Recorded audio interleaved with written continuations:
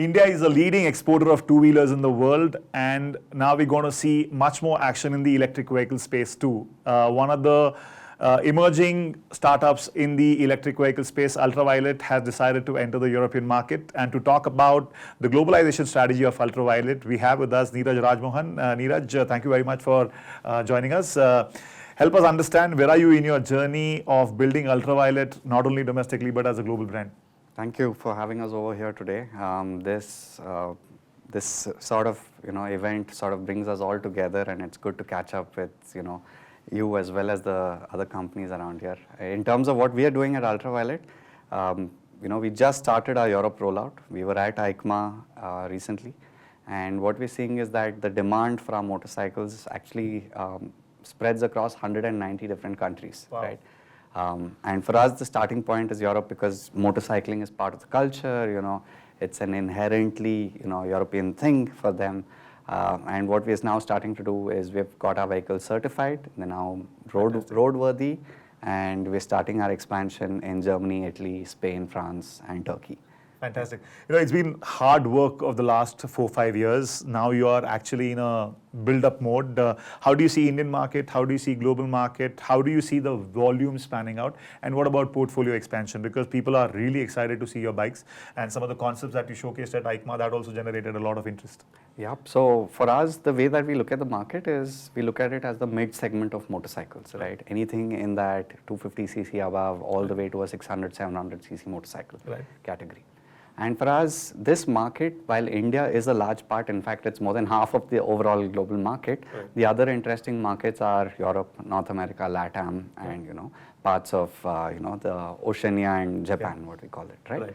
So our vehicles, our products are built for all of these markets. It's not that we've built these specific to one market. We've catered to the most aggressive requirements of mid-segment motorcycles. Yes, right?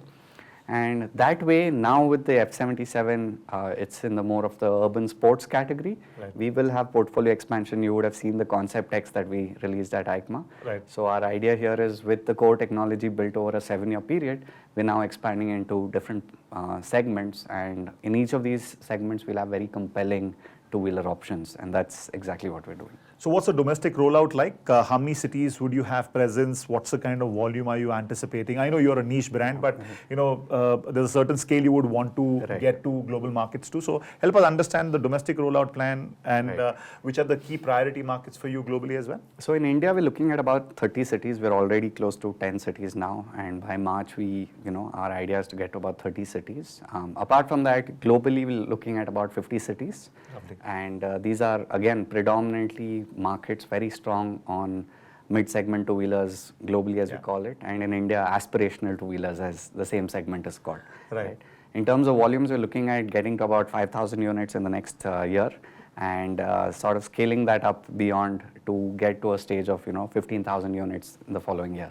Right. So this is our ramp-up plan. And in terms of distribution, domestic versus international, I think this coming year is going to be heavily biased towards the domestic markets, with a slow ramp up on the international front, because we always want to get things right, in any new pilot markets that we go into. You've been very efficient with regards to your capital allocation, and now that you get into a ramp up mode, is there a need for further capital? Will you be in the market to raise money? Would you need more capacity as you look at building portfolio, as you look at probably new platforms? Right.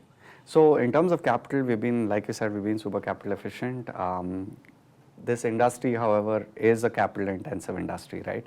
And now that we are in the stage for, a sort of growth mode, where the growth is more in terms of portfolio expansion and distribution and expansion on a geographical front.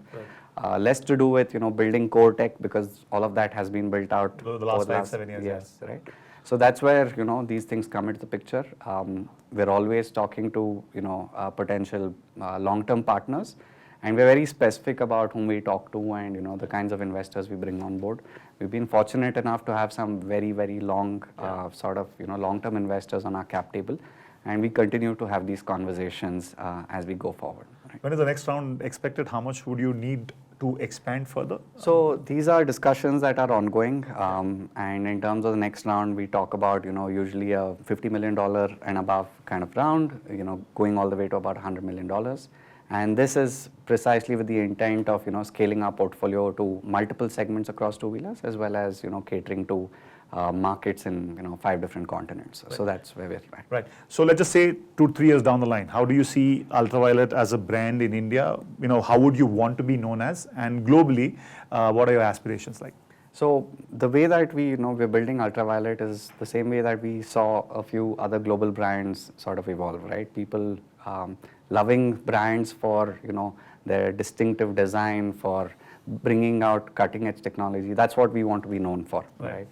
We have a lot of respect for companies like Sony's and the Dysons and Apples of the world, and we think that right now is a chance for an Indian company to evolve into that space globally. Known as a global brand. Yes, global and two-wheeler brand. That's what we're building Ultraviolette towards. It's amazing. I mean, and when you look at the future, and when you look at the motorcycling market, how do you see this category evolving, and what role will Ultraviolette play?